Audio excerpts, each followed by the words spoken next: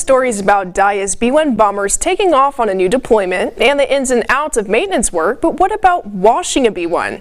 As our Jessica Rank found out, it's a lot different from washing a car. For most of us, when we wash our cars, it's all about getting the dirt off and keeping things clean. But over at Dias, their mode of transportation might need a bigger hose.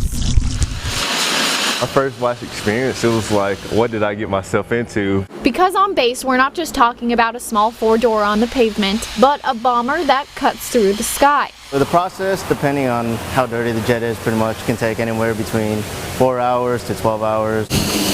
There's no way just one or two men can complete this by themselves. So with a hose in one hand You're getting wet all day. and a sponge in the next, You're getting all oily. these guys strap on their yellow uniforms and split up wing by wing. We go to each landing gear and we get a crew on each wing, just two people.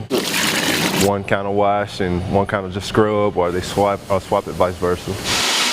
And while the pressure of these hoses can seemingly get any dirt off, You're washing it, but you're also inspecting it at the same time. that's where the crew says the detailing comes into play. Corrosion damage can cause millions of dollars of damage to the aircraft. And if it's going to take you 4 to 12 hours to complete, the crew says you might as well have some fun with it. When certain people are assigned to the team and it's their jet in the hangar, you can see that they're the ones working really hard to make sure their jet looks pretty. I gotta make it look better than everyone's. Even though they all look the same, but I want mine to stand out every time. Shining up not just the wheels on this aircraft, We want our B1s to look better than the other ones. but all those at Dias. We gotta roll up on the scene with the nicest stuff. Working at the car wash, at least Dias' version of it. Jessica Rank, KRBC, Abilene's local news.